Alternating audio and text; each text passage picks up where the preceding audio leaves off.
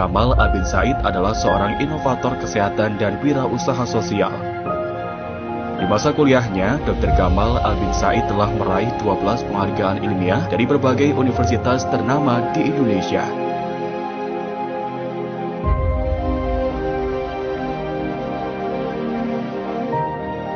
Kisah seorang anak pemulung bernama Khairunisa yang meninggal di gerobak sampah ayahnya karena sakit diare dan tak mampu berobat memotivasi Dr. Gamal Albin Said mengembangkan berbagai inovasi kesehatan untuk mencapai visinya membuka akses layanan kesehatan kepada semua orang, khususnya mereka yang kurang mampu. Berbagai inovasi yang telah dikembangkan, di antaranya klinik asuransi sampah, Inmate, dan siapapeduli.id. Berbagai inovasinya telah membantu masyarakat yang kurang mampu untuk bisa merasakan manisnya layanan kesehatan. Dengan berbagai inovasi kesehatan yang telah dikembangkan, Dr. Gamal Albin Said menjadi pemuda pertama di dunia dan satu-satunya di Asia yang meraih penghargaan HRS The Prince of Wales Youth Sustainability Entrepreneur Award dari Kerajaan Inggris yang diserahkan langsung oleh Pangeran Charles. Tak hanya itu, lebih dari 50 penghargaan dan 12 diantaranya adalah penghargaan internasional dari Inggris, Jepang, Jerman, Korea Selatan, India, Thailand, Kamboja, Peru, dan Amerika Serikat. Selain itu, Dr. Gamal Albin Said juga masuk dalam satu di antara 50 inovator sosial paling berpengaruh di dunia. Berbagai tokoh-tokoh dunia juga ikut mengapresiasi karya Dr. Gamal Albin Said, termasuk di antaranya Presiden Rusia Vladimir Putin. Selain mengembangkan inovasi kesehatan, Dr. Gamal Albin Said juga aktif menjadi inspirator dan telah menjadi pembicara di 17 negara.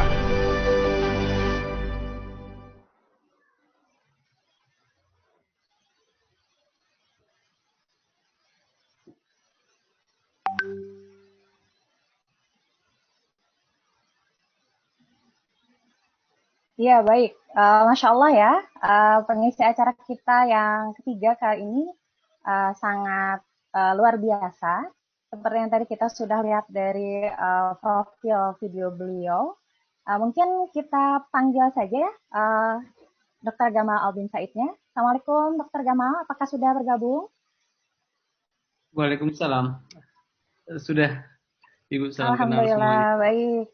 Assalamualaikum. Sehat saja kah Dr. Gamal? Alhamdulillah baik, sehat. Senang. Alhamdulillah. Terima kasih sudah berendah hati semuanya meluangkan waktunya di pagi hari ini. Oh, begitupun dari kami nih, Masya Allah ya. Agendanya hari ini untuk Dr. Gamal ini sangat padat nih, Masya Allah begitu ya. Jadi kita sangat beruntung ya hari ini bisa mendapatkan sharing dari Dr. Gamal yang akan insya Allah menguatkan kembali ruhiyah-ruhiyah kita, motivasi kita untuk senantiasa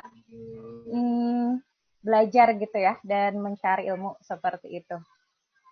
Baik, saya panggilnya Dr. Gamal aja atau bagaimana nih? Iya, senyaman Ibu.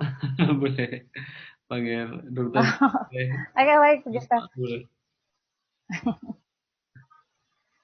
Ya, baik. Insya Allah untuk mungkin mempersingkat waktu, dipersilahkan kepada Dr. Gamal untuk memulai paparannya. Silahkan. Oke, bismillahirrahmanirrahim. Saya awali dengan sebuah salam yang menyatukan kita dalam ikatan persaudaraan dan sungguh rugilah yang tidak menjawabnya. Assalamualaikum warahmatullahi wabarakatuh. Waalaikumsalam warahmatullahi wabarakatuh. Syukur kita sampaikan kepada Allah yang memberikan kita kesempatan merasakan manisnya kesehatan, karena lebih dari 70 juta orang sudah terinfeksi COVID dan tidak lupa. Kita doakan kedua orang tua kita, yang kita ibu kita, baik yang masih hidup, semoga kesehatan dan Allah jadikan kita anak yang soleh yang bisa membawa kebaikan bagi kedua orang tua kita. Hari ini saya senang sekali bisa berbagi Bapak Ibu semua ya. Mungkin saya akan coba masuk dalam beberapa hal nanti. Pertama, pengalaman saya yang mungkin ada hikmah yang bisa diambil di sana. Lalu kedua, nanti beberapa value yang menurut saya penting untuk menjadi perhatian kita ke depan. pertama adalah menurut saya tugas kita semua menemukan potensi terbaik ya dari anak-anak saat ini. Jadi hal yang perlu menjadi perhatian kita adalah bagaimana anak-anak itu bisa memahami potensi diri mereka. Ada dua teori yang kita bisa pakai untuk menemukan potensi diri terbaik, baik diri kita ataupun anak-anak yang dalam pembinaan ataupun pendidikan kita. Termasuk anak-anak kandung kita juga ya. Jadi ada pertama, Divine Calling. Ini teori dari dosen di Harvard University, namanya Tal Ben-Shahar. Jadi prinsipnya adalah ketika kesukaan bertemu dengan ketangguhan, lalu dibungkus dengan ketulusan, maka lihatlah bagaimana Allah membesarkan kita. Jadi teori ini ada 3 hal yang menjadi perhatian, yaitu pleasure, strength, meaning. Sesuatu yang disukai, kuasai, dan bermanfaat. Jadi when or interest, ketika kesukaan kita intersect with mastery, bertemu dengan ketangguhan kita, and then get bundled up with sincerity, lalu dibungkus dengan ketulusan, maka lihatlah bagaimana Allah membesarkan kita. Lalu kedua adalah Ikigai. Ini termasuk salah satu teori paling populer di Jepang. Kalau kita baca banyak literatur tentang purpose of life, kita akan sampai pada teori ini. Dia punya 4 pendekatan, yaitu what you love, what you are good at, what the world needs, what you can be paid for. Jadi sesuatu yang disukai, kuasai, dibutuhkan dunia, dan menghasilkan. Kenapa 4 hal ini penting? Karena kalau kita ngerjain sesuatu yang kita kuasai, dibutuhkan dunia, menghasilkan, tapi kita nggak sukai, kita nggak menikmati proses. Kalaupun kita sukai, dibutuhkan dunia, menghasilkan, tapi kita nggak kuasai, kita nggak punya pencapaian yang mengagumkan. Kalaupun kita sukai, kuasai, tapi nggak dibutuhkan dunia, kita merasa useless hidup kita. Kalaupun disukai, dikuasai, dibutuhkan dunia, tapi nggak menghasilkan, kita nggak bisa memastikan keberlanjutannya, kita nggak bisa meluaskan dampaknya. Mungkin dalam konteks kita tambahkan satu lingkaran ya dalam diagram Venn ini, yaitu sesuatu yang baik buat akhirat kita. Jadi sukai, kuasai, dibutuhkan dunia, menghasilkan, dan untuk mendapatkan ridho dari Allah. Teori ini saya pelajari sekitar ketika awal kuliah dulu, dan saya coba terapkan Bapak Ibu, dan Masya Allah sekali ya. Jadi banyak hal-hal yang akhirnya mendrive kita mampu punya tujuan yang lebih jelas begitu, apa yang mau kita kerjakan dan capai dalam hidup ini. Saya mau yakinkan Bapak Ibu untuk betul-betul memberikan perhatian pada 2 hal ini. Contoh, saya punya 3 hal yang saya sukai. Pertama, inspirasi. 2, inovasi kesehatan. 3, wirausaha sosial. Yang pertama, inspirasi. Jadi, saya suka inspirasi. Saya yakin pilihan kata yang tepat bisa mengubah kehidupan seseorang. Mengubah orang pesimis jadi optimis. Orang-orang yang egois jadi lebih peduli. Begitu. Tapi bagi saya, inspirasi lebih dari itu. Inspirasi itu orang mungkin nggak pernah ketemu kita, tapi mendengar apa yang kita lakukan. Lalu menggerakkan dia melakukan kebaikan yang sama atau bahkan lebih. Nah, saya sih dulu jadi inspirator, Bapak Ibu. Sampai saya terbawa mimpi, saya bangun jam 1 malam, mimpi bicara di panggung besar di kampus saya. Saya ingat saya datang ke ruangan guru saya, Dr. Arif Alamsyah namanya, saya bilang, Dok, saya ingin jadi inspirator seperti dokter. Dan apa yang terjadi 5 tahun kemudian?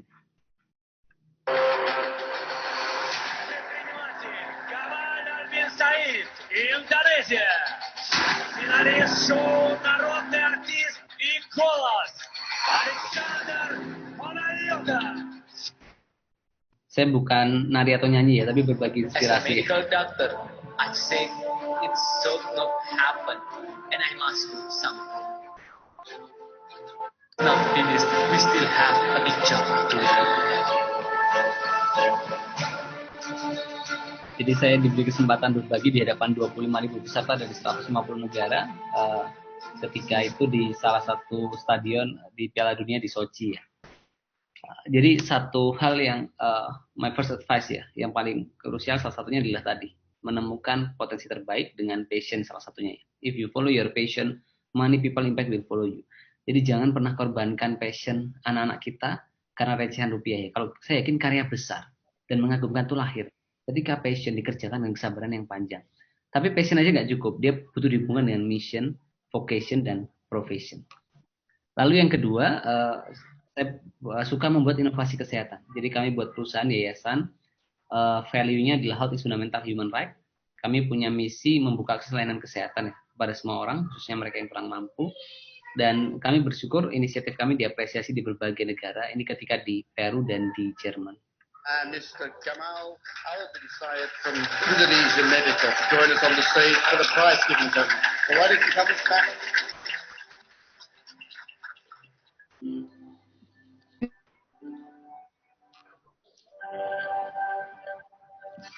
The winner is Abbott Clinical Insurance.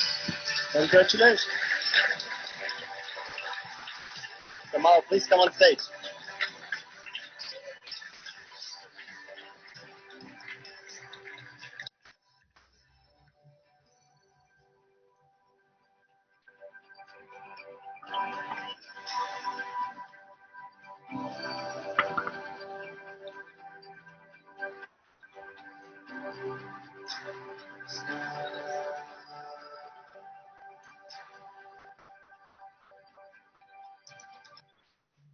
Jadi apa mungkin sering kadang-kadang orang ingin instan ya untuk meraih sesuatu, dan itu mungkin tantangan dari generasi muda hari ini. Saya yakin wa malazatu illa ba'da ta'ab. Tidak ada keberhasilan tanpa kepayahan.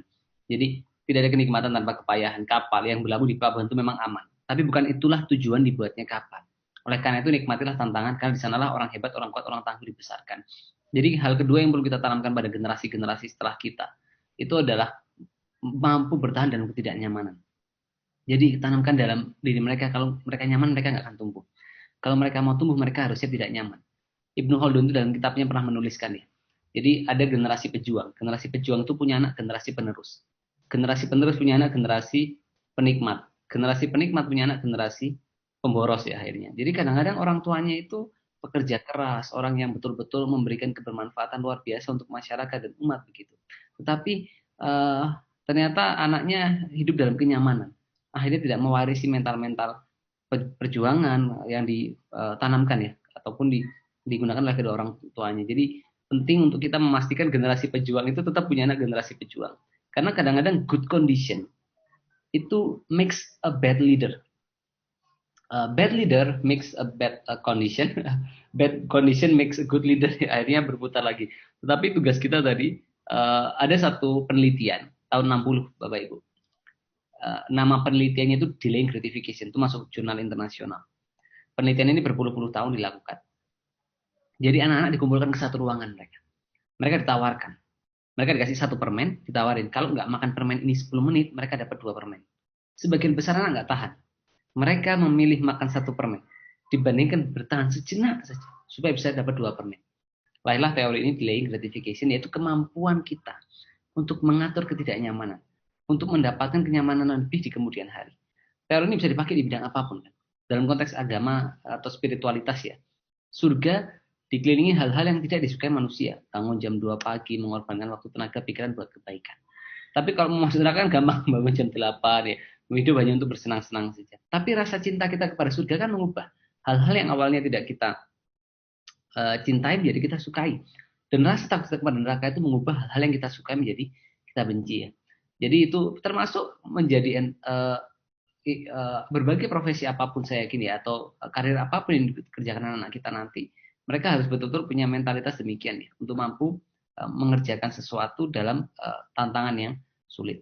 Lalu kami bersyukur juga inisiatif kami diapresiasi berbagai tokoh dunia, mulai dari kerajaan Inggris, lalu John Kerry, sekretaris negara Amerika Serikat, dan yang berikutnya juga Presiden Rusia Vladimir Putin. Satu hikmah yang mau saya bagikan Bapak Ibu, kantor saya di Kota Malang, jauh dari hiruk-pikuk media dan ibu kota ketika itu, tapi Allah tunjukkan kuasanya. Apa hikmahnya? Yang kita lakukan mungkin kecil dan sederhana, tapi dengan keikhlasan, kerja keras, dan gotong royong, Allah itu berwenang sepenuhnya membesarkan kebaikan kita. Nah, kalau saya boleh meresume ya, 3 poin yang menjadi perhatian kita untuk menyiapkan generasi muda hari ini itu adalah kompetensi, lalu kedua adalah portofolio nyata, dan yang ketiga adalah pengakuan publik. Jadi ada namanya prominent dan eminent. Ini kadang-kadang jarang sekali dibahas di forum-forum kita di Indonesia ya. Jadi ada namanya eminent. Eminent itu contains the idea of perspective ya. Jadi seseorang itu diakui karena kemampuan atau kompetensi yang dia miliki. Misalkan dokter spesialis, dokter, ataupun ahli ekonomi gitu. Itu eminent. Jadi dia dihormati karena kemampuannya di bidang itu, kompetensinya. Ada juga prominent. The idea of being well known and important. Jadi kayak Bill Gates itu prominent. Dia diakui karena karya nyata yang dia buat, portofolio. Nah sekarang yang perlu kita siapkan untuk anak-anak kita nanti, itu adalah satu kompetensi. Dia harus betul-betul punya satu keahlian khusus yang dia mampu rise above the crowd ya. Jadi dia keluar dari kerumunan. Lalu kedua, saya punya bahkan data penelitian yang menunjukkan semakin tinggi tingkat edukasi ya, semakin rendah unemployment rate, dan lain sebagainya. Lalu kedua yang kita perlu siapkan adalah portofolio karya nyata, apapun itu, mau di bidang sosial, pemberdayaan masyarakat, community development ya, lalu bisa juga di community empowerment, entrepreneur, sociopreneur, social movement, teknologi, apapun itu. Tapi perlu ada satu karya yang dibuat sebagai pengejawantahan dari kompetensi yang sudah dimiliki. Karena portofolio itu adalah kartu nama terbaik. Gitu. Dan orang menguji kompetensi itu dari portofolio yang dibuat. Ketika seseorang itu mampu membuat karya nyata, itu sudah membuktikan kapasitas dan kompetensi dia. Sehingga yang ketiga ini yang cukup penting adalah pengakuan publik. Jadi pengakuan publik itu adalah kepercayaan publik atas kompetensi, kapasitas orang tersebut. Itu 3 hal yang menurut saya perlu dibangun anak-anak kita. Sehingga tidak terjebak pada mencari pengakuan publik, tapi tidak memiliki kompetensi dan portofolio yang kuat dan nyata. Dan pengakuan publik pun dilihat dalam konteks meluaskan dampak, memberikan kebermanfaatan lebih dari kemampuan yang dimiliki. Itu lalu ada juga yang generalis spesialis ya. Jadi kita perlu lihat ya. Kadang-kadang ada satu paradigma menarik ya. Focus on your strength, not your weakness. Jadi kalau misalkan nilai rapot anak-anak keluar ya, kadang-kadang orang tua murid kan misalkan nilai bahasa matematikanya 10, lalu bahasa Inggrisnya 6. Ketika nilainya keluar, orang tua mungkin dulu sering bingung dengan nilai 6 ya, dia ambil kursus bahasa Inggris gimana supaya 6 ini naik. Tapi kadang-kadang orang tua itu lupa bahwa anak ini mendapatkan nilai 10 di pelajaran matematika yang itu bisa menjadi kekuatan dia di kemudian hari. Sehingga ada satu prinsip dalam edukasi yang saya pernah pelajari dari salah satu senior ya, yaitu focus on your strength, not your weakness. Jadi fokus pada kelebihannya. It's okay kita memperbaiki apa yang kurang dari kita. Tetapi hal yang tidak boleh kita lupa dan perlu kita dorong sekuat-kuatnya. Jadi mengalokasikan semua sumber daya semaksimal mungkin gitu, untuk sesuatu yang betul-betul powerful yang dimiliki oleh anak-anak kita. Sehingga strength itu turn your passion into profit and impact. Kemudian hari bisa digunakan oleh dia untuk memberikan dampak yang besar, termasuk untuk memberikan sustainability, keberlanjutan dari karya yang dihasilkan. Itu beberapa hal, termasuk menurut saya poin ketiga sebelum nanti kita masuk ke mindset. Jadi kalau kita lihat nama-nama rumah sakit di Indonesia ya, Dr. Cipto Mangunkusumo, Dr. Sutomo, bayangkan perasaannya Dr. Cipto Mangunkusumo kalau lagi ke rumah sakit ya, dia tahu nama kakeknya jadi nama rumah sakit ya. Ini kan dokter-dokter yang punya pengabdian, dedikasi begitu. Bukan karena yang asetnya banyak, rumahnya banyak. Sehingga satu value yang saya tanamkan ke lingkungan saya ya, dan itu penting, yaitu ketika mau belajar, kadang-kadang orang itu berpikir belajar supaya saya berhasil, saya sukses. Kenapa nggak sejak dini itu kita tanamkan? Semakin pintar kita, semakin banyak yang bisa kita tolong. Semakin kritis kita, semakin banyak masalah yang bisa kita selesaikan. Semakin luas sektor wawasan kita, semakin banyak kemanfaatan yang bisa kita hasilkan. Sehingga kita mulai belajar pun bukan semata-mata supaya kita menjadi orang yang berhasil, tapi juga lebih dari itu, gimana kita bisa meluaskan kebermanfaatan dari kehadiran kita. Nah, sekarang kita akan sedikit membahas soal beberapa value yang 3 khususnya ya, value yang utama yang penting. Oke, ini dia. Yang pertama adalah comfort zone ya. Jadi harus keluar dari, saya yakin sudah sering mendengar comfort zone, tapi kadang-kadang nggak banyak yang memahami bahwa untuk keluar comfort zone itu kita melalui fear zone, melalui learning zone, melalui growth zone. Even saya juga menulis ini di buku saya, tapi mengamalkannya pun tantangan tersendiri. Kadang-kadang kita udah nyaman dengan apa yang kita miliki dan capai hari ini, gitu, dengan rutinitas kita, kesibukan kita. Nah, kita harus selalu berpikir stay foolish, stay hungry, merasalah cukup tapi jangan merasa puas. Tugas kita bukan melampaui orang lain, tapi melampaui diri sendiri, melampaui hari kemarin dengan hari ini, sehingga kita harus menjadi lebih baik setiap matahari terbit kembali. Lalu kedua, tanamkan mindset growth ke anak-anak kita, growth mindset, jangan fixed mindset. Orang yang fixed mindset mudah menyerah, melihat potensinya sudah ditentukan, lalu melihat kegagalan sebagai batasan kemampuannya, lalu menghindari tantangan, dan melihat kritik saran sebagai sesuatu yang sifatnya personal. Akhirnya dia stuck, macet, nggak tumbuh-tumbuh. Tapi kalau punya growth mindset, menyukai tantangan, suka mencoba hal baru, ya, melihat kegagalan, bahkan kesalahan sekalipun, sebagai tempat dia belajar dan tumbuh. Lalu dia menikmati tantangan, dan dia membutuhkan kritik ya, saran untuk bagaimana dia menjadi lebih baik. Dan yang ketiga adalah keseimbangan critical thinking dan creative thinking. Jadi kita harus menanamkan kemampuan kritis dan kreatif secara seimbang. Kadang-kadang orang itu punya critical thinking kuat, tapi creative thinkingnya tidak. Kenapa ini penting? Supaya tidak utopis ya, tidak memberikan kritik tanpa solusi begitu. Kenapa? Karena problem solving itu adalah irisan dari critical thinking dengan creative thinking, sehingga dia bukan judge idea saja, tapi juga generate solution. Dia bukan hanya memberikan kritik, tapi juga menghadirkan solusi.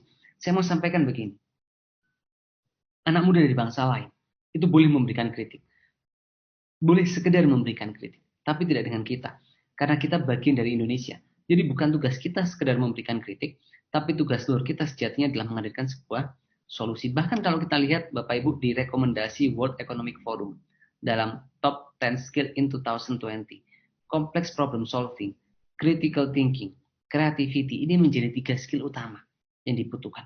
Baru bicara masalah people management dan collaboration. Oke. Nah, sekarang saya akan masuk ke 6 value yang kami coba internalisasi.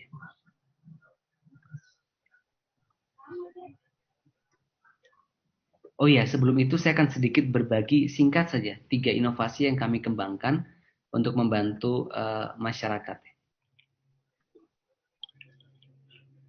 Jadi kami mencapai berbagai apresiasi itu melalui inovasi-inovasi kesehatan yang kami kembangkan Bapak Ibu.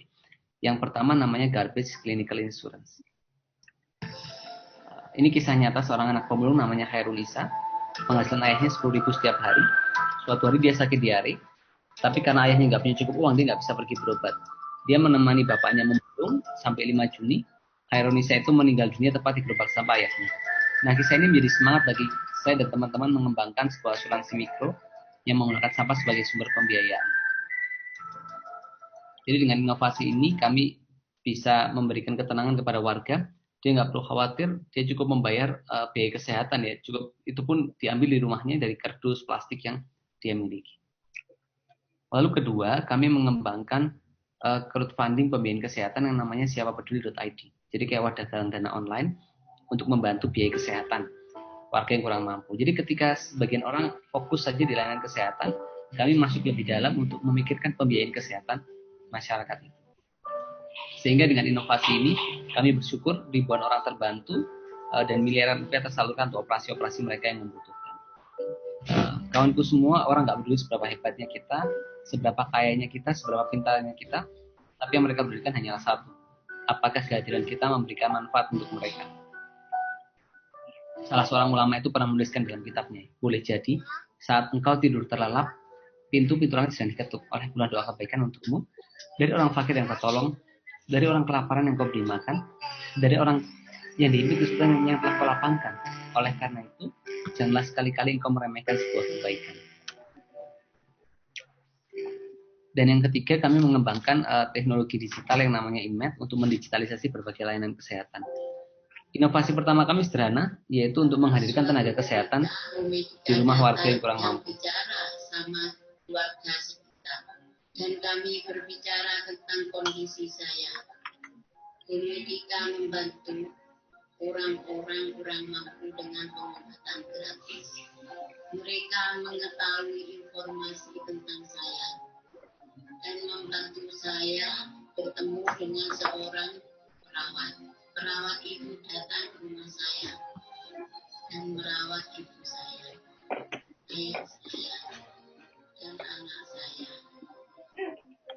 Dengan bantuan Medika telah memberi kebebasan yang tak pernah kita miliki. Jadi poin berikutnya yang perlu kita tanamkan ke anak kita adalah empati. Contoh ada beberapa kawan saya di luar yang saya temui Bapak Ibu membuat sesuatu yang luar biasa dalam kehidupannya. Ini saya ketemu di Denmark ya. Dia mengembangkan drone yang bisa menjatuhkan kebutuhan kesehatan di titik yang ditentukan dengan parasut.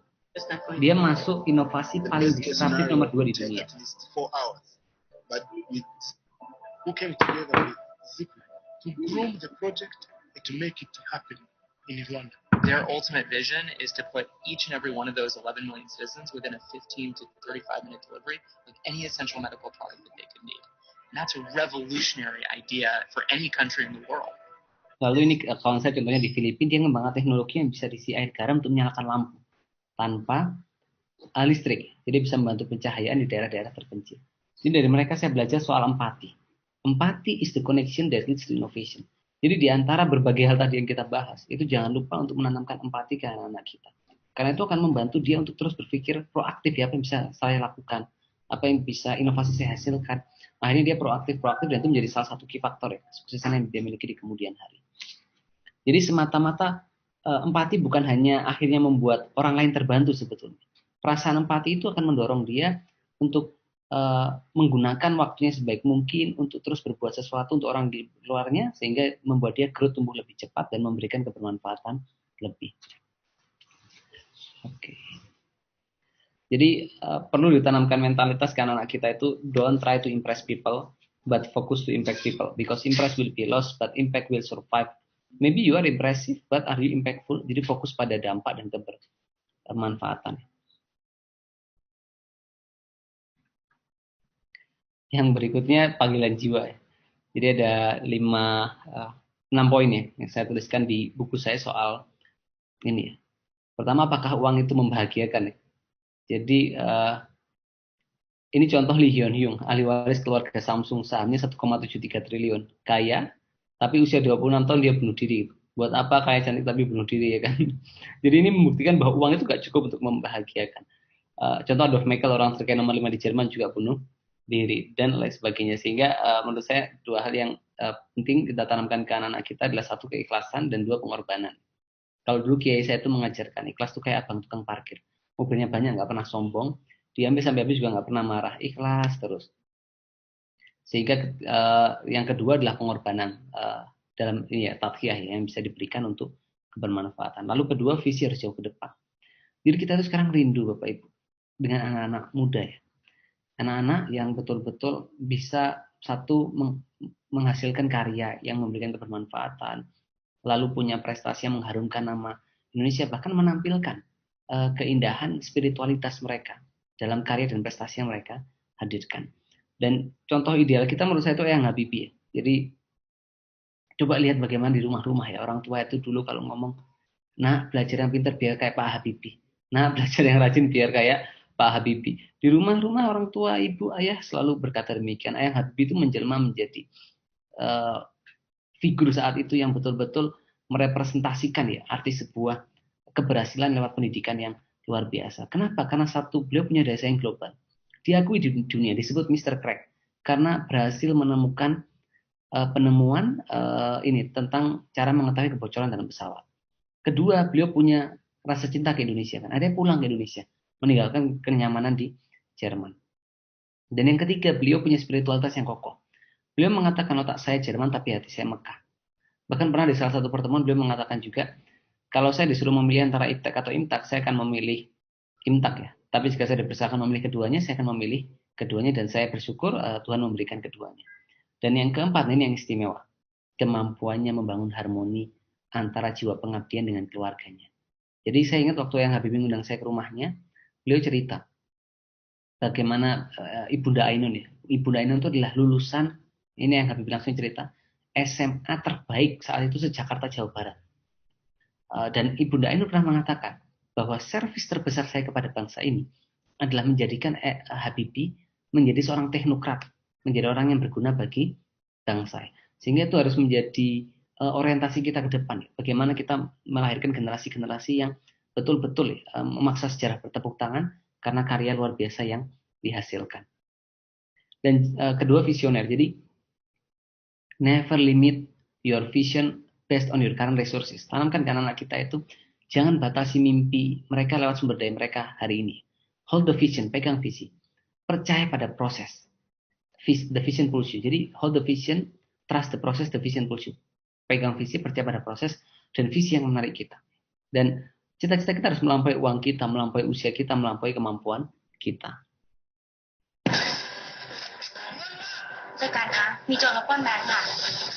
Ini orang merampok bank. Ditanya sama manajer banknya, what will you do with the money? Bingung perampoknya, kan nggak punya visi hidup ya. Karena bukan alumni sekolah alam ya. Jadi mungkin anak-anak kita mandiri sekolah rumah ya, bertahun-tahun. Tapi sekarang bukan waktunya kita bicara apa yang mau mereka capai. Mereka harus segera selesai dengan itu ya. Dan saatnya kita bicara seberapa cepat mereka mencapainya. Jadi tentukan apa yang, karena bedanya siput sama F1, mobil Formula One. Untuk menempuh 400 meter, siput butuh waktu 37 jam. Tapi mobil Formula One 9 detik. Jadi kita mungkin punya cita-cita, tapi pertanyaannya seberapa cepat kita mencapainya. Jadi tentukan apa yang mau kita capai. Lalu kerahkan semua sumber daya kita untuk mencapai dalam tempo singkat-singkatnya. Dan yang ketiga adalah komitmen. Jadi setelah punya komitmen, setelah punya visi ya, kita pegang erat komitmen. Saya mau cerita satu kisah, Bapak Ibu, ini kisah yang menjadi intrinsic motivation yang luar biasa buat saya. Jadi motivasi yang betul-betul mendalam buat saya. Ini kisah seorang ibu usianya 46 tahun. Ibu ini mohon izin sama suami sama anaknya mau kuliah lagi. Usia 46 tahun bukan ambil S2, S3, ambil D1 ilmu tafsir. Sampai anaknya tanya, Mami ini sudah tua mau apa kuliah lagi? Ibu ini menjawab, Mami mau mengerti arti bacaan sholat dan mau menyelamatkan anak-anaknya dari api neraka. Setiap anaknya berangkat ujian, ibu ini tanya, Nak, nanti kau ujian jam berapa? Waktu kau ujian, Mami di atas sajadah. Nak, nanti kau presentasi jam berapa? Waktu kau presentasi, Mami di atas sajadah. Itu berjalan terus berbulan-bulan, bertahun-tahun. Sampai anaknya masuk global listing internasional ya, 30 under 30, The Green Generation, 50 Most Impactful Social Innovator in the World. Siapakah ibu itu? Ibu saya maksudnya Bapak Ibu ya. Jadi kedua orang tua saya ini berkorban banyak hal buat saya. Saya ingat ayah saya itu jual tanahnya supaya saya anaknya yang namanya Kamal bisa kuliah di kedokteran. Kelas 3 SD ada tugas ngetik naskah drama dari sekolah. Waktu itu di rumah nggak ada komputer, nggak ada laptop. Malam hari ayah saya bawa mesin ketik dari kantornya usahanya keluarga kami ke rumah. Ibu saya itu ngetik mulai malam sampai pagi. Saya ingat saya itu diterima di SMP 3 Malang ya, salah satu SMP yang diinginkan kedua orang tua saya, walaupun saya diterima nomor 7 dari bawah. Tapi bapak ibu saya itu senangnya luar biasa sampai syukuran nasi kuning buat satu RT. Dan satu momen mahal dalam kehidupan saya, ketika jam 4 pagi, saya di ruang tengah keluarga, saya terima email dari Cambridge University, salah satu 3 kampus terbaik dunia, bahwa saya lolos satu di antara 7 finalis penerima penghargaan kehormatan dari kerajaan Inggris. Saat itu saya belum menangkan penghargaan itu, saya baru finalis yang akhirnya saya menangkan. Tapi saat itu yang saya bisa menghampiri, saya saksikan wajah kebahagiaan penuh kebanggaan. Jadi I had something life for, someone I must not disappoint. Saya punya tujuan hidup, seseorang yang tidak boleh saya kecewakan. Betapa banyak kita di sini menyaksikan di mata kepala kita, orang tua kita membatalkan mimpinya, melupakan mimpinya, membiarkan hidupnya berlalu tanpa kesenangan. Supaya kita anak-anaknya bisa belajar lebih baik, bekerja lebih baik, bermanfaat untuk lebih banyak orang. Tapi betapa banyak di antara kita kadang melupakan itu. Membiarkan kehidupan kita berlalu tanpa keinginan sedikit pun membahagiakan kedua orang tua kita. Jadi tanamkan kepada anak-anak kita supaya mereka menjadikan keinginan membahagiakan kedua orang tua itu motivasi yang membuat mereka belajar, berkorban, berjuang 2, 3, 4 kali lipat lebih keras. Saya yakin dengan sepenuhnya cara kita memperlakukan kedua orang tua kita itu pemberitahuan kepada Allah bagaimana Allah memperlakukan kita. Dan yang keempat yang kita butuhkan sekarang adalah produktivitas. Jadi your future is depend on your daily routine. Masa depan ditentukan oleh bagaimana kita menghabiskan waktu setiap hari. Contoh mulai hari ini ya, pagi ini jam berapa pagi kita bangun, lalu mulai waktu itu sampai sekarang seberapa banyak manfaat yang bisa kita hasilkan. Jangan jadikan keterbatasan kita sebagai pembenaran untuk kita tidak melakukan kontribusi. Kadang waktu kita mau menolong sesama atau berbuat kebaikan ya, kita berpikir kita udah sibuk dengan kerjaan kita gitu. Tatkala dengan kesibukan, ingatlah, boleh jadi kesibukan kita sedang dimimpikan banyak orang di luar sana. Dan kalau kita berpikir kita banyak masalah ya, hidup ini nggak adil gitu. Banyak orang di luar sana yang lebih berat mengatakan itu. Fakir miskin, anak yatim piatu, orang tanpa penglihatan. Mereka lebih berat mengatakan bahwa hidup ini berat dan tidak adil. Dan kepada mereka lah kita diminta untuk memperhatikan. Jika kita ingin Allah memperhatikan kita.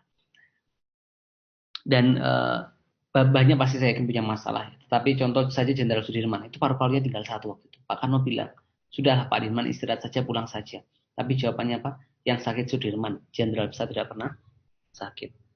Dan yang kelima tawazun. Keseimbangan. Jadi contoh ada artikel masuk di majalah Fortune tahun 1990 Bapak Ibu. Judulnya apa? Mengapa eksekutif kelas A hanya bisa menjadi bapak kelas E? Jadi dia mungkin karirnya bagus, tetapi ternyata nggak disukai sama anak-anaknya. Karena nggak meluangkan waktu buat anak-anaknya. Jadi perlu membangun keseimbangan ya, pendidikan di rumah, di lingkungan dan di antaranya. Dan yang terakhir adalah meaning, makna. Buat apa dipuja-puja di dunia tapi direbus di akhirat? Berapa banyak orang bermaksiat saat kain kafan sedang ditenun? Berapa banyak di antara kita mengejar sesuatu yang disesali para penghuni kubur? Jadi ini satu pelajaran yang bisa menjadi inspirasi buat kita. Warren Buffett contohnya, dia menyerahkan 80% kayaknya buat sosial, sekitar 300 triliun, sepertujuh APBN kita sekarang. Lalu ini ada Utsman bin Affan, dia menyerah. Jadi ingat kita mungkin kisahnya Utsman membeli sebuah sumur. Dari sumur itu beliau memberi minum masyarakat, lalu beliau membeli ladang, ditanami 1.550 pohon kurma. Dari sumur itu separuh dipakai fakir miskin anak yatim, separuh untuk mengembangkan wakafnya. Berkembang terus sampai akhirnya dipegang sampai akhirnya baru-baru ini ya membangun Hotel Bintang 5 di dekat Masjid Nabawi dengan pendapatan 177 miliar per tahun. Bayangkan, bertahan 1440 tahun. Di Indonesia kita punya contoh Kiai Haji Hasyim Asy'ari, bayangkan 27.000 sekarang pondok pesantren yang tercatat Nahdlatul Ulama di Kemenang. Lalu 110 tahun lalu ada kiai keluar rumah, menawarkan perabot rumahnya dijual untuk gaji guru-guru yang mengajar di sekolahnya. Berkembang terus sampai sekarang punya 12.000 sekolah, 180 universitas, 107 rumah sakit, 12 fakultas kedokteran, dan melahirkan 700 dokter setiap tahun.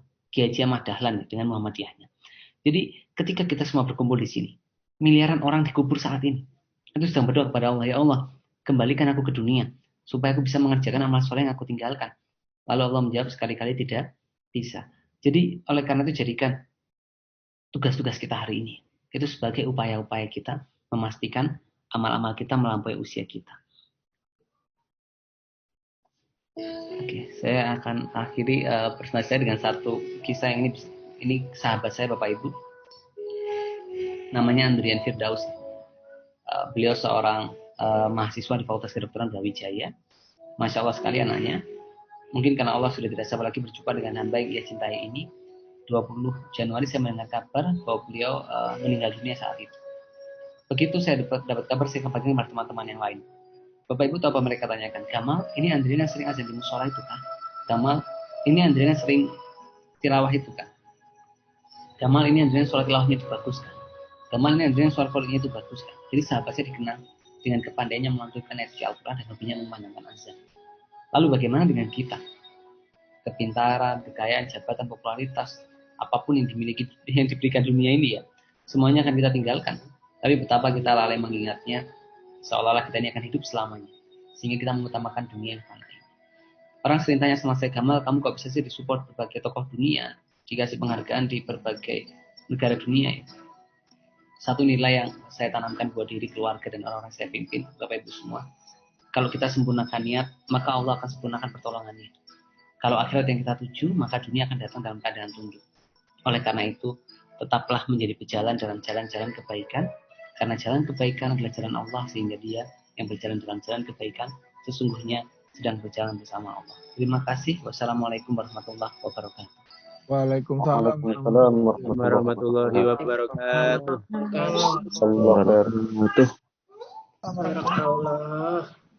Masya Allah. Waalaikumsalam warahmatullahi wabarakatuh. Masya Allah ya, banyak sekali tadi yang bisa kita dapatkan dari paparan yang sudah disampaikan oleh Dr. Gamal hari ini. Sampai saya mencatat ini banyak banget nih yang nggak kecatat tadi kayaknya. Baik, ya tadi yang mungkin saya highlight ya tentang inspirasi ya, menginspirasi orang lain itu kita tidak perlu bertemu langsung, tapi itu akan menggerakkan perubahan yang baik bagi orang tersebut. Nah, itu di zaman penuh teknologi seperti ini pasti sangat terbuka lebar ya jalan yang bisa kita lakukan, begitu seperti itu. Lalu 6 nilai tadi yang sudah disampaikan oleh Dr. Gamal menjadi inspirasi dan juga pencerahan ya buat kita para guru sekolah alam Indonesia, yaitu empati, lalu tadi ada ketulusan dan pengorbanan, visioner, komitmen, produktif, tawazun, dan bermakna ya, meaning untuk semuanya, seperti itu. Nah, Dokter Gamal mungkin sebelum nanti kita ke sesi tanya jawab nih, tadi kan saya ya mendengar tentang proses begitu ya yang dilalui. Mungkin bisa nggak sedikit sharing tentang strugglingnya begitu pada saat Dokter Gamal melakukan semua proses yang ada sehingga bisa seperti sekarang ini. Mungkin bisa sedikit di-sharing, Dokter Gamal, silakan. Ya, terima kasih Ibu pertanyaannya ya. Good point ya. Jadi memang orang nggak lihat apa yang sebenarnya terjadi ya. Kalau orang lihat itu enak banget, kayaknya kan dikasih penghargaan, disupport. People don't see what really happen. Memang menurut saya banyak Bu ceritanya, mulai dari kuliah dulu. Saya ingat kalau jaga malam di UGD itu pasien sudah tidur, stabil ya. Dokter perawat sudah istirahat, saya harus nyalain laptop, mengerjakan banyak hal. Bahkan nggak jarang kok, sering banget dari rumah sakit langsung ke bandara, langsung kembali lagi ke rumah sakit lagi, langsung dari rumah sakit ke bandara lagi gitu. Jadi memang ada harga yang dibayar gitu dari sebuah mimpi besar. Kemenangan itu kan manja, harus direbut dengan kebenaran dalam cara dan kesabaran dalam perjuangan. Jadi menurut saya sih yang perlu ditanamkan buat lingkungan kita itu sabar sebetulnya. Jadi tidak ada kebaikan yang sempurna tanpa kesabaran. Karena kesabaran adalah nafas yang menentukan nama tidaknya sebuah kebaikan bertahan. Lalu kedua dari sisi mentalitas itu resiliensi atau ketahanan, itu penting. Jadi kita ini hidup pasti naik turun. Apapun yang kita kerjakan ya, mau inisiatif sosial, entrepreneur, berorganisasi, karya apapun, pasti ada titik naik, ada titik turun, nanti naik lagi, turun lagi. Nah, di situ resiliensi penting, ketahanan. Jadi ketahanan membuat kita survive dalam berbagai situasi, baik ketahanan fisik, mental, sosial, spiritual, finansial, sehingga kita betul-betul dalam berbagai tantangan kita mampu stay, terus berkarya, dan mampu terus berkontribusi. Saya pikir itu dua hal yang penting ya. Jadi satu, sabar, dan yang kedua adalah resiliensi ya. Dan yang ketiga adalah fokus ke dampak. Kalau fokus ke dampak itu begini, contoh kita gagal. Kami dapat banyak penghargaan, apresiasi, support, tapi kami juga gagal ratusan kali. Jadi saya udah biasa terima email itu, unfortunately itu puasa Senin Kamis itu sebenarnya. Jadi saya mau sampaikan success is going from failure to failure without loss of spirit. Success is not final. Failure is not fatal. Dan kalau kita sudah fokus ke impact ya, kita pun nggak akan terlalu peduli dengan apa yang orang katakan, kritik ya. Itu kita terima. Tapi hinaan, cacian, makian itu nggak akan membuat kita terganggu dengan itu. Karena ini antara kita, cita-cita kita dengan Tuhan. Mungkin Bapak Ibu pernah merasakan ya, melakukan kebaikan lalu dihina, dicaci, dimaki dengan sangat sadis gitu. Bahkan oleh orang-orang yang belum berbuat sesuatu. Nggak usah khawatir, Bapak Ibu nggak sendiri ya. Saya sudah kenyang merasakan itu. Dan saya dalam orang menyakitkan. Mereka dihina dengan sangat menyakitkan. Tapi sebelum karya mereka itu mengagumkan, mereka menjadi manusia level 2. Ya nggak peduli dengan hinaan itu. Mereka kebal dengan cacian itu. Dan mereka rubah. Hinaan, cacian, makian itu menjadi motivasi. Yang membuat mereka belajar, bekerja, berkorban 2, 3, 4 kali lipat lebih keras, sampai akhirnya mereka menghasilkan karya yang mempesona. Dan membungkam orang-orang yang meremehkan mereka. Jadi poin ketiga saya adalah work hard in silence and let your impact and success be your noise. Jadi bekerjalah dalam sunyi. Dan biarkan dampak dan kesuksesan menjadi pikiran. Terima kasih. Oke, Masya Allah ya. Ini cocok sekali dengan value yang kita punyai di Sekolah Alam Indonesia ya. Bahwasannya kita senantiasa bersabar dengan proses, begitu bagaimanapun anak-anak didik kita, mereka semua adalah bintang begitu yang akan suatu saat kita percaya mereka akan bersinar dengan setiap potensi yang mereka miliki. Tadi ya seperti itu ketika tadi Dokter Gamal menyampaikan tentang fokus kepada kekuatan begitu ya, seperti itu. Jadi itu pun mungkin buat Bapak Ibu guru nih semua di sini, bahwasannya kita perlu fokus kepada kekuatan anak-anak kita, berikan apresiasi terbaik sehingga dia mau berjuang keras gitu ya, lebih baik dalam cita-cita menggapai cita-citanya. Oke, baik, dari Bapak Ibu sekalian, apakah ada yang mau bertanya nih kepada Dokter Gamal, mumpung beliau ada bersama kita nih hari ini begitu ya. Panitia bagaimana? Apakah di chat atau open mic saja langsung? Seperti apa? Kita lihat mungkin di chat belum ada. Bisa langsung open mic mungkin ya. Baik, silakan kepada Pak Budi dari SAI Bless. Ini guru dari level SMA Dr. Gamal. Silakan kepada Pak Budi untuk langsung bertanya. Ya, Assalamualaikum warahmatullahi wabarakatuh. Waalaikumsalam warahmatullahi wabarakatuh. Ya, Dokter Gamal, saya ingin bertanya nih, bagaimana caranya mengajak ya anak-anak atau siswa berubah dari zona comfort zone, kemudian masuk ke fear zone, kemudian seterusnya gitu, sampai akhirnya yang lingkaran tadi Pak Budi iya, ya, lingkaran tadi, ya. Masya Allah. Ada 4 lingkaran kalau tidak pengennya salah. lompat gitu, anak-anak pengennya lompat, nggak mau ke fear zone dulu gitu. Pengennya lompat langsung ke sana. Nah ini bagaimana ya mengajak anak-anak itu untuk mau berada di zona fear zone juga. Mungkin itu aja. Baik, terima kasih Pak Budi atas pertanyaannya. Mungkin Dokter Gamal ada yang bisa di-sharing atau pernah punya pengalaman juga mungkin? Persilakan. Masih di mute ya? Mohon maaf. Iya, terima kasih pertanyaannya. Pak, ini ibaratnya nguyahi banyu segoro ini kalau bahasa Islamnya ya. Tapi nggak apa saja dengan sedikitnya pengalaman pengetahuan yang saya miliki, semoga bisa memberikan sedikit tambahan insight. Jadi ada 3 teori yang saya pikir relevan dengan ini. Pertama, manajemen perubahan ya, change. Jadi perubahan itu, walaupun kita rencanakan, itu sulitnya luar biasa sebetulnya. Jangan kita mau merubah orang lain, kita merubah diri kita aja kan susah. Kita harus benar-benar gitu. Apalagi kita ngerubah orang lain bisa dibayangkan begitu. Ada ini fase yang memang dilalui orang ketika berubah. Artinya kadang orang denial dulu terhadap perubahan yang ada. Terus kadang frustration sampai akhirnya benar-benar nggak mau depresi. Misalnya baru eksperimen tuh baru bergaining dia. Oke lah. Terus akhirnya baru acceptance integration. Contoh ketika pandemi kemarin, kita ingat kan 2 pekan pertama itu kita bingung. Kita itu akhirnya kita di rumah mungkin kita nggak tahu apa yang harus kita lakukan. Kita waktu itu berpikir 3 bulan aja ini selesai. Kita 3 bulan lagi akan berjalan seperti biasa. Tapi bingung sampai bulan Desember seperti ini. Terus kita mulai being confused, akhirnya kita mulai menenangkan diri, baru kita mulai menerima kondisi kan, dan akhirnya kita mulai berkarya lagi, bekerja lagi. Nah itulah perubahan. Dalam situasi apapun itu bukan hal yang rumit. Nah kita harus memahami fase ini sehingga ada strategi yang tepat di setiap fase perubahan. Pertama, create alignment. Alignment ini keselarasan. Jadi kita harus membuat keselarasan antara kita dengan siswa didik, dengan tim, dan lain sebagainya. Terus kedua, maximize communication.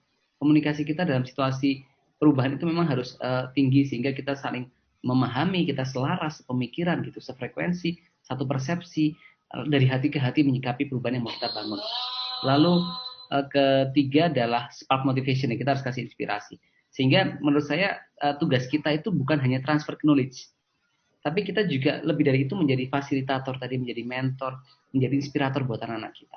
Karena di era sekarang kan mungkin anak-anak bisa menemukan informasi di Google dengan cepat juga begitu. Dokter aja juga pusing kadang-kadang pasiennya lebih tahu dibandingkan dokternya ketika datang karena dia tahu banyak hal, dia baca banyak hal. Nah sehingga selain tugas kita menjawab permasalahan tadi transfer of knowledge ya, kita harus masuk ke mentor, inspirasi, motivasi, fasilitasi ke anak-anak kita. Terus berikutnya juga tadi develop capability, nanti kita akan masuk ke situ, terus share knowledge ya. Kenapa ini penting? Karena ini gambarannya ya, proses-prosesnya, agile onion. Jadi merubah mindset value itu memang nggak gampang. Jadi kita tadi bicara fixed mindset, kita bicara growth mindset. Mindset itu dia di sesuatu yang ini agile onion itu kayak bawang ya. Jadi yang paling luar mindset ini paling berpengaruh besar nih. Dia susah dilihat sebetulnya, tapi dampaknya besar dan paling susah dilubah. Tapi kalau tools proses aktivitas kita harian ya, rapat kita, technical, cara kita mengerjakan tugas, lalu proses teknis belajar dan lain sebagainya, itu dia di tools proses. Dia more visible, lebih kelihatan, tapi dampaknya lebih rendah dibandingkan mindset. Dan dia lebih gampang dirubah memang. Kita bisa merubah dengan satu rapat, kita membuat keputusan, kita mengubah itu. Nah, tetapi memang kita harus orientasi mengubah di mindset, value, dan prinsip. Nah, bagaimana caranya? Dengan knowledge hierarchy ini. Yaitu mindset itu kan semakin tertata ketika data information knowledge ya. Jadi semakin banyak data informasi knowledge akan semakin wisdom seseorang. Jadi mindset itu semakin wisdom karena kondisi kenapa kita memutuskan sesuatu berbeda misalkan, atau kenapa cara pandang kita berbeda. Itu karena data information knowledge yang masuk semenjak kecil itu berbeda. Akhirnya orang ada yang mungkin berpemikiran demikian, ada yang punya persepsi demikian gitu karena punya data information knowledge yang berbeda. Nah sehingga kita harus memperbanyak itu memang sehingga mindsetnya itu bisa lebih mengarah ke yang paling ideal. Lalu selain ini ada satu lagi contoh untuk gambaran dari konsep tadi ya. Nah ini, jadi Dunning-Kruger effect. Kadang-kadang orang itu kalau tahu sedikit, dia itu confident banget. Begitu semakin tahu, semakin dia mulai semakin rendah hati ya, dia semakin berkurang, semakin bahkan pesimis dulu kadang-kadang. Setelah dia tahu banyak lagi, dia baru naik lagi sampai ke titik ideal. Jadi memang ini Dunning-Kruger ini dari hasil penelitian ini, penelitian yang menyimpulkan, makanya ada kan istilahnya itu kalau tahu sedikit orang merasa dirinya bisa. Kalau bahasa diajari orang tua kita dulu itu apa orang bodoh buta dan kebodohannya istilahnya kan gitu kalau orang itu mengajarkan, walaupun mungkin kalimat yang dianu kan agak kurang pas ya.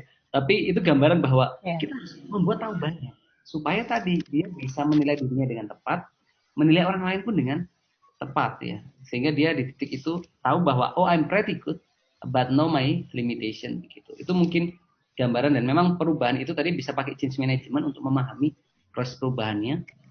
Lalu kita berorientasi ke mindset, bukan hanya pada tools proses yang kita lakukan, dan di situ kita harus perkuat data information knowledge sehingga mindsetnya lebih kokoh dengan high repetition, terus kedisiplinan yang kita bangun dan konsistensi kita memberikan pesan ya kepada anak-anak. Ada satu konsep namanya one single message. Jadi satu pesan diulang-ulang terus ya. Itu sederhana, tetapi one single message itu akhirnya masuk alam bawah sadar dan akhirnya benar-benar menekankan ke seseorang. Kalau misal anak-anak sejak kecil, kita boleh anak itu misal jangan sampai saya sering membaca dan menyaksikan ya. Anak ada satu, ini mungkin cerita yang menjadi inspirasi kita. Thomas Alva Edison, penemu lampu. Dan itu mungkin sudah sering mendengar ceritanya bagaimana tentang kehebatan beliau menemukan dari 9.000 kegagalan. Tapi ada satu kisah yang kadang-kadang lupa diceritakan, yaitu Thomas Alva Edison pernah dikeluarkan dari sekolah. Jadi sekolahnya ini ngirim surat ke ibunya ketika itu kan Thomas Alva Edison. Sampai rumah Thomas Alva Edison kasih surat ini ke ibunya. Ibunya baca begini, anak Anda terlalu jenius, sekolah kami tidak bisa mendidiknya. Gak lama Thomas Alva Edison menemukan lampu, gak lama ibunya meninggal dunia. Nah waktu ibunya meninggal dunia, dia menemukan surat yang dikirim sekolah kepada ibunya. Bapak ibu tahu apa isi surat itu? Anak Anda idiot, sekolah kami tidak bisa mendidiknya. Bayangkan ibunya, ibu yang luar biasa, yang disebut oleh sekolahnya saat itu sebagai anak idiot, menjadi orang yang akhirnya memaksa kita semua bertepuk tangan atas karyanya. Dan itulah mindset ya, proses yang panjang dengan betul-betul menanamkan pemikiran. Di situ ada keteladanan, ada komitmen, sehingga terbentuk mindset yang kokoh dan ideal. Mungkin itu sedikit dari saya, Bapak Ibu, semoga bisa memberikan tambahan. Terima kasih. Masya Allah, sangat jelas ya penjelasannya tadi dengan data-data yang mungkin kita juga jadi bisa banyak belajar begitu ya, berkaitan dengan step-stepnya maupun apa sebetulnya harus kita lakukan tadi berkaitan dengan pertanyaan Pak Budi. Baik, ada pertanyaan lagi ini Dr. Gamal di chat dari Bu Dila dari Studio Alam. Apa tips dokter untuk tetap istiqomah dalam sabar, kemudian tadi resilience-nya dan fokus? Latihan apa saja sih yang bisa dilakukan? Terima kasih begitu. Untuk bisa istiqomah, saya lihat ada dua hal yang perlu kita siapkan ya. Kalau Ibnu Abbas kan dalam kitabnya menuliskan 1 dari 7 kebahagiaan hidup ya. Selain azwajatu soleha, ada berkumpul sama orang-orang soleh ya. Jadi kita itu wajar kayak hari ini mungkin kita lagi semangat nih kan dari Senin ya. Lagi ada materi diskusi, kita pertemuan saling support gitu. Nanti Selasa mulai turun, Rabu mulai habis, Kamis habis sudah. Cuma kembali ke zaman jahiliyah ya, itu juga gitu. Senin kita semangat. Iya. Proses yang akan kita lalui mungkin gitu. Nah, sehingga kita butuhkan apa? Ekosistem. Satu tadi, kedua afirmasi. Afirmasi itu kita buat siklus rutin dalam diri kita sebetulnya. Karena kita tahu semangat kita bakalan turun.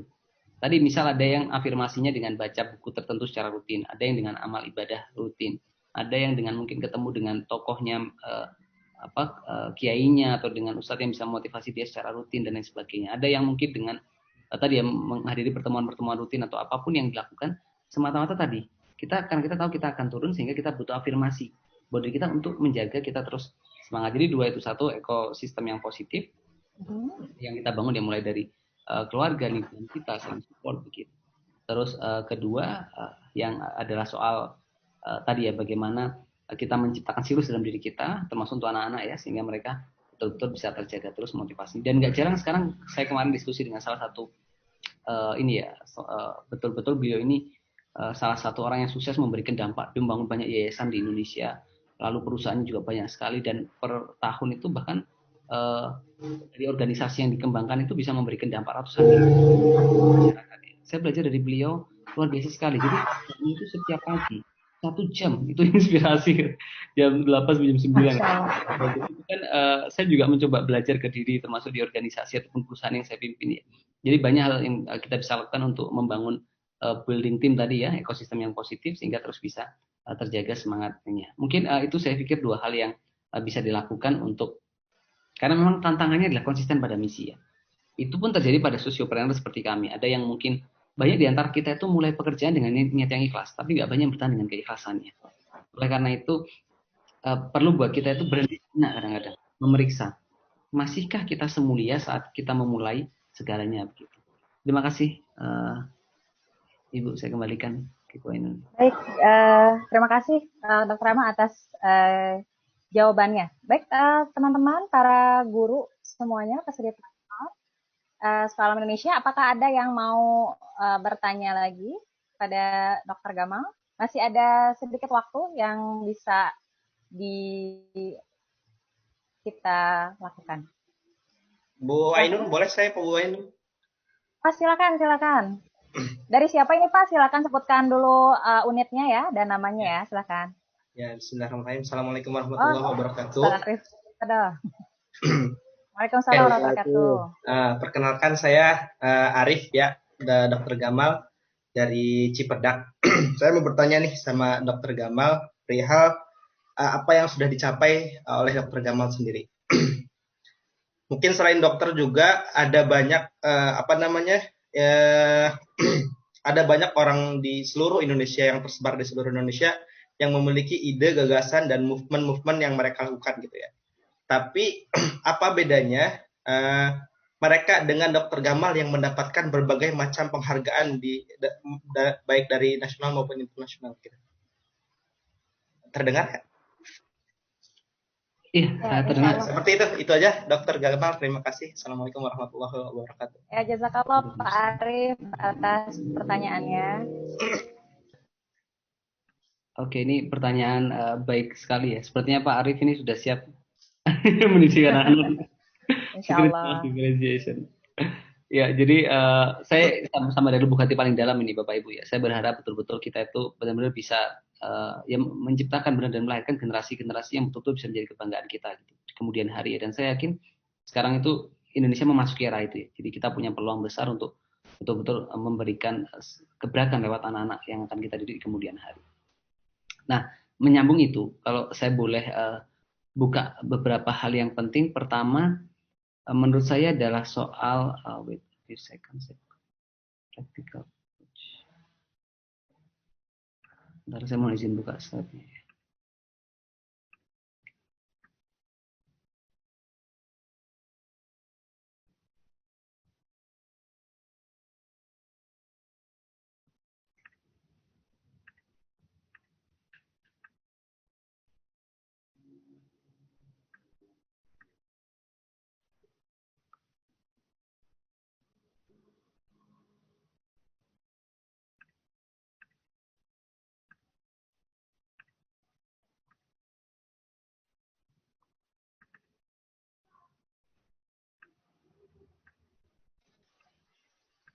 Halo, Dr. Gamal?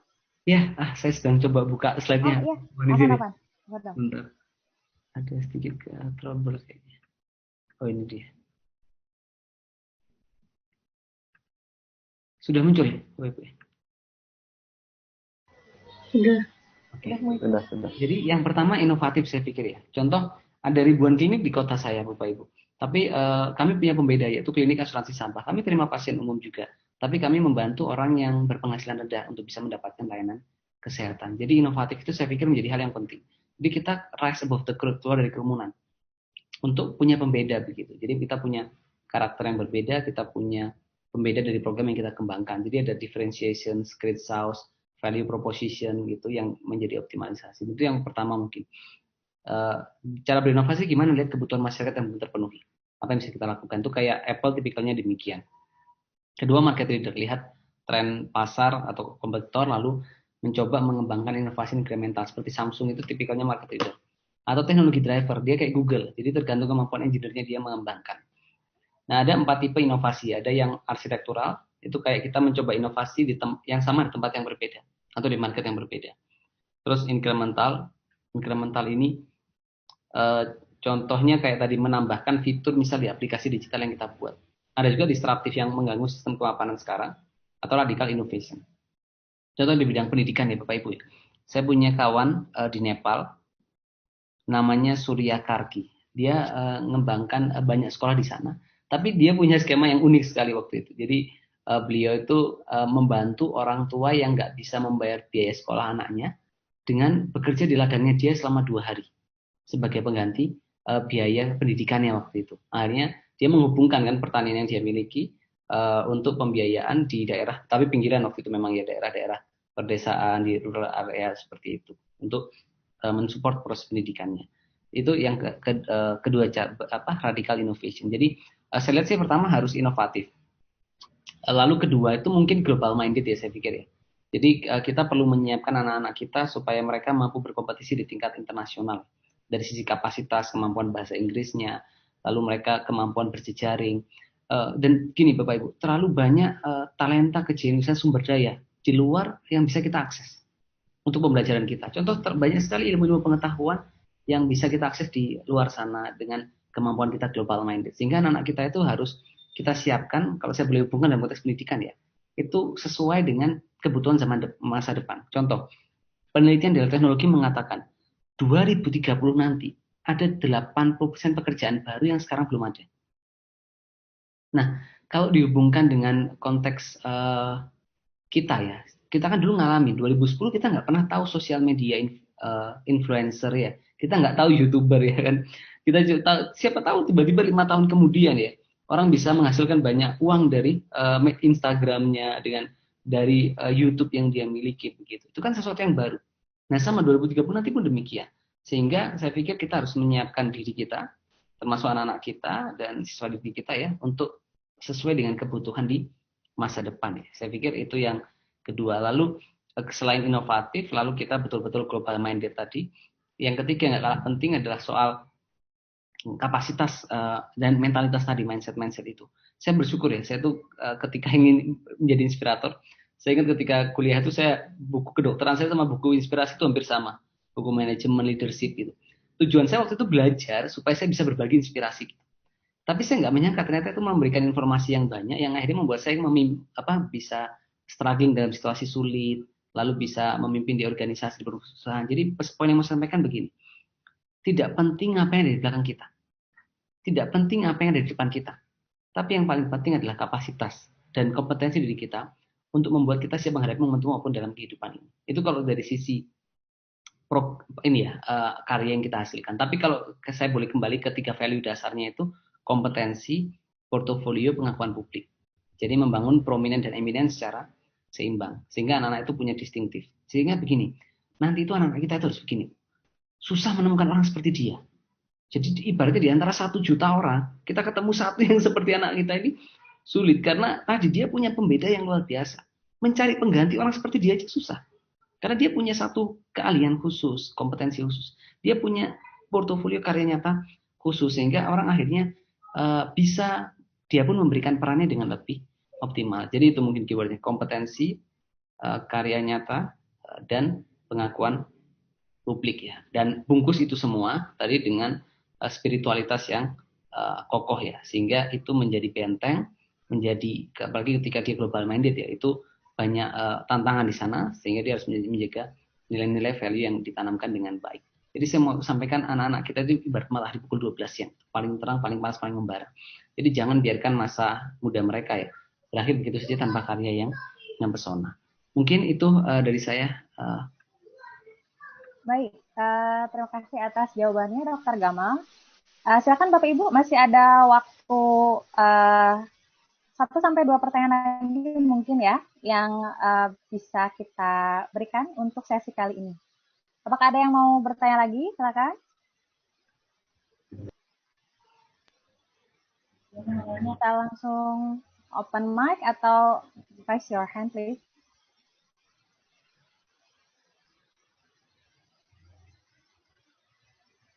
Apakah ada?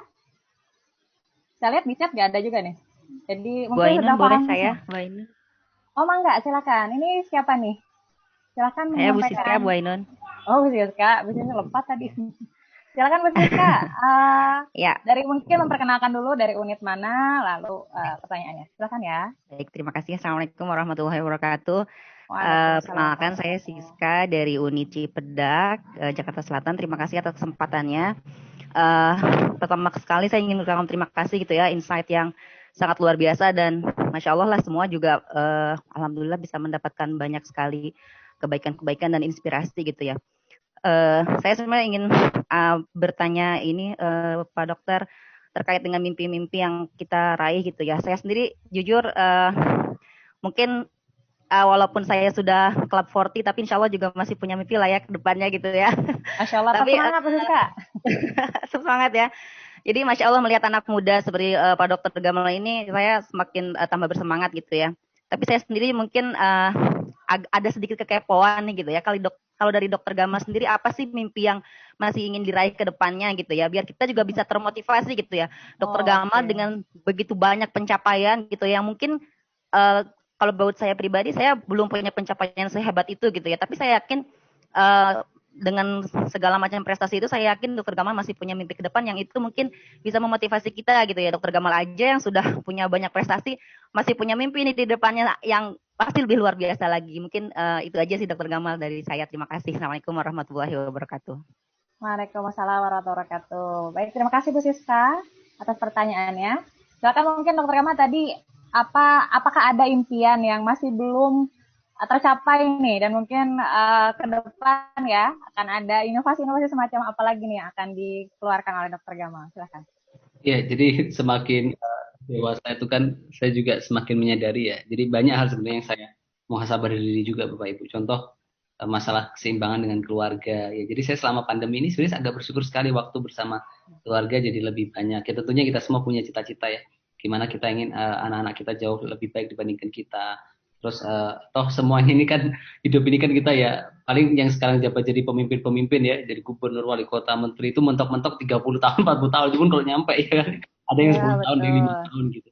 Jadi saya tetap pertama tadi ke keluarga itu menjadi salah satu orientasi kita bagaimana bisa membangun itu. Terus kedua memang ya memahami soal kesementaraan hidup, itu kan akan membuat kita lebih ikhlas dalam menjalani, lebih bijaksana sebetulnya dalam mengambil keputusan, dan mungkin akan juga lebih mampu punya pengorbanan yang lebih besar begitu, karena kita memahami semuanya akan kita tinggalkan. Karena orang yang paling cerdas itu adalah orang yang menyiapkan hasil paling akhir dari apa yang dia lakukan ya. Jadi yang kita lakukan semuanya kan menyiapkan hasil paling akhir nanti dalam kehidupan kita. Dan itu mungkin poin kedua selain keluarga, soal bagaimana kita menyiapkan hari-hari, dan yang ketiga adalah sustainability amal ya, atau amal jariah. Saya pernah ketemu satu profesor di Jepang. Dia buat penelitian di Indonesia, ngobrol langsung sama saya. Dia bilang, saya kalau orang Indonesia ini luar biasa. Saya teliti kalau ditanya, kenapa Anda melakukan ini begitu? Oh, karena di agama saya diajarkan begini. Oh, karena di agama saya diajarkan begini. Sampai buang sampah di tempatnya pun kadang-kadang iya. Oh, karena kan di agama saya diajarkan. Jadi poin yang mau saya tarik sebenarnya bukan dalam konteks itunya ya, tetapi lebih dalam bagaimana kita punya orientasi amal jariah atau sustainability. Seperti tadi Utsman bin Affan, Kiai Haji Hasyim Asy'ari, bayangkan itu ya kan. Itu nanti ketika dikubur itu pasti kita semua menyesal. Kita mungkin menyesal. Aduh, kalau balik itu ya kita mungkin udah jadi takmir aja di musola, ngusul masjid udah dari pagi sampai malam. Tapi ya itulah kehidupan. Nah, sekarang gimana kita di masa waktu ini bisa mempersiapkan tadi itu ya, amal yang jariah begitu. Yang dia terus berjalan walaupun kita sudah tidak ada. Menurut saya itu yang menjadi hal yang penting sekali buat kita perjuangkan di kemudian hari. Jadi saya mau sampaikan begini kan, orang kadang-kadang bilang nasi sudah menjadi bubur ya. Kalau dia bilang bubur ayam ini ayam ya, kacang panjang ya. Bilang bubur itu menjadi bubur ayam ya. Nikmat saya pun demikian. Jadi saya tanamkan ya, sekelam apapun masa lalu saya, masa depan masih suci. Ya, jadi kadang-kadang penyesalan kita atas apa yang pernah kita lakukan dengan belum optimal sebelumnya, atau kesalahan yang kita lakukan, itu membuat kita lupa dengan rahmat-rahmat yang Allah berikan. Jadi setan itu begitu pintarnya, sampai membuat kita merasa bersalah dengan masa sebelum kita, sehingga membuat kita lupakan rahmat yang Allah berikan kepada kita. Dan padahal kan sejarah membuktikan ya, banyak orang yang melakukan karya-karya yang fundamental di mungkin 10 tahun perjalanan kehidupannya, 5 tahun perjalanan terakhir dalam kehidupannya. Jadi mungkin itu hal ketiga ya, sustainability amal atau amal jariah. Jadi sekarang itu jujur Bu, kalau dari hati ini ya, sudah nggak cari penghargaan. Saya bilang itu ke tim, sudah selesai. Nggak marketing, branding istilahnya gitu ya. Jadi sekarang itu lebih ingin low profile, high profit, high impact ya orang bilang. Nggak kebanyakan sekarang kan, orang kebanyakan kan high profile, low profit, low impact ya. Jadi harus jadi manusia yang mengejar bukan motivasi rendahan ya. Motivasi rendahan kan tadi ya, pujian, mungkin harta, tahta dan lain sebagainya. Tapi kalau kita motivasi tinggi kan dedikasi, pengorbanan. Kenapa ini penting? Karena manusia itu, kalau pesan dari Kiai, dia akan diuji di titik terlemahnya.